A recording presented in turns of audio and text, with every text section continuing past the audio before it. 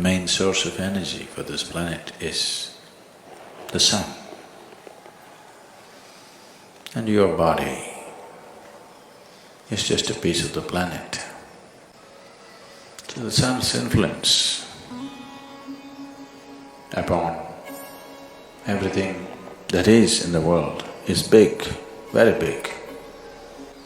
But the moon, which has no way of emitting energy like the sun, also has a tremendous impact on our systems because of its closeness to the planet. So when we want to understand the ways of the life, the way it's happening to us from outside, we look to the sun.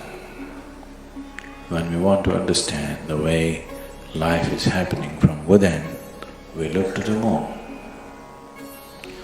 So influence of the moon upon our systems is undeniable.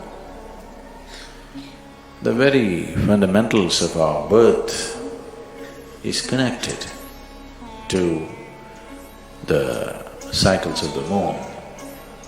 The cycles of the moon and the natural biological cycles in a feminine body are 100% connected, there's no question about that. So the very source of our birth is connected to the movement of the moon. Because physiologically, our birth and our life is rooted in this in many ways.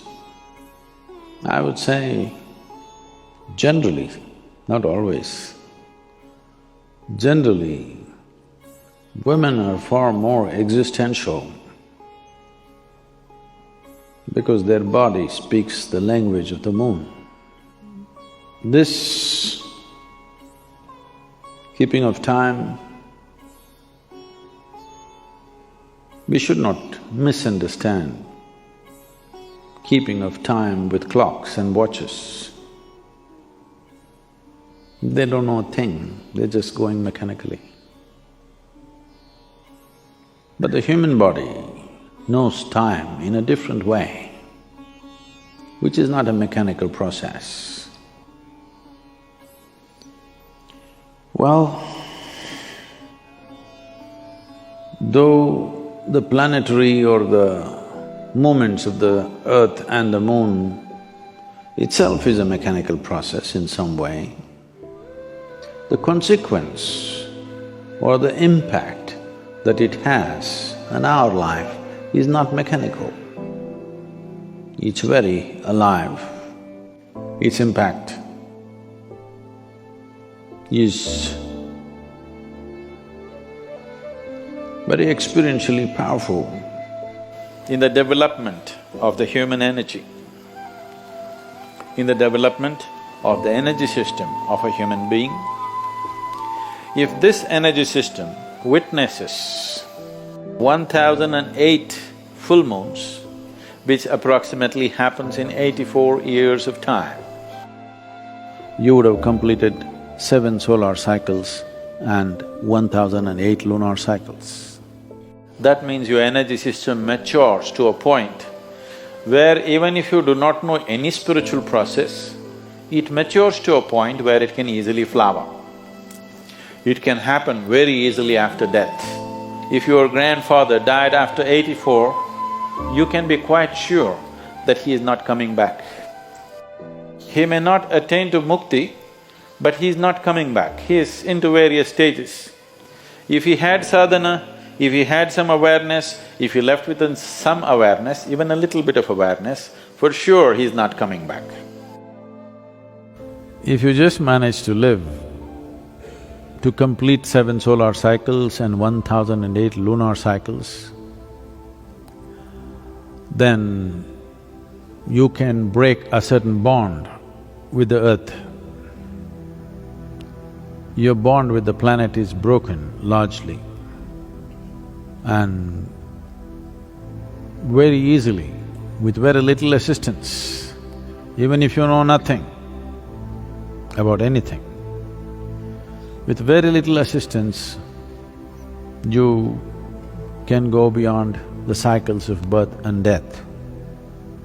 Because you're born with the planet and the material of the planet, the memory of which you carry within you and the memory of you, the material also carries.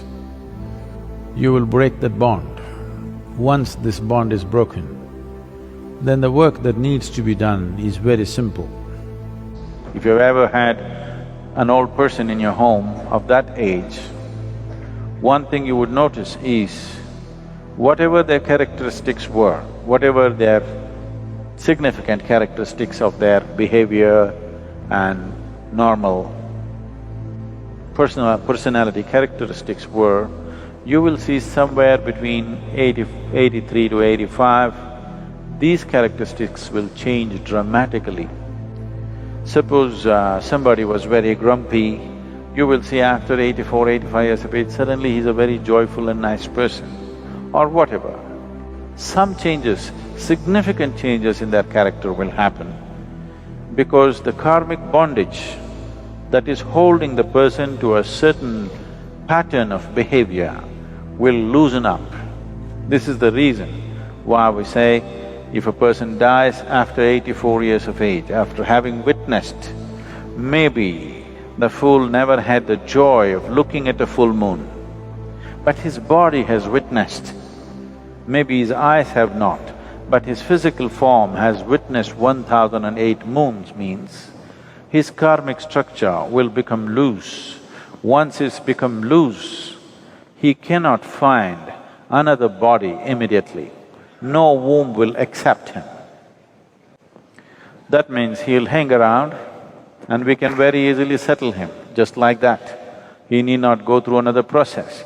Even if he lived an absolutely ignorant life, this is the significance of long life. People always blessed, may you have a long life. Not necessarily because you're having fun. Even if it's miserable, have a long life so that we will be rid of you for good. Because once your karmic structure loosens, finding another womb becomes difficult, not impossible, but difficult.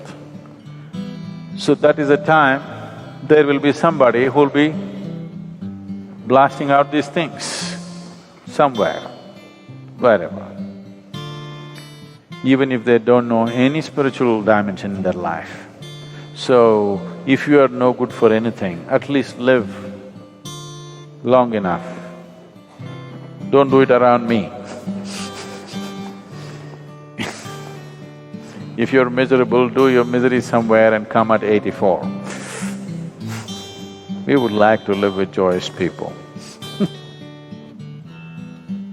At 84, you're welcome.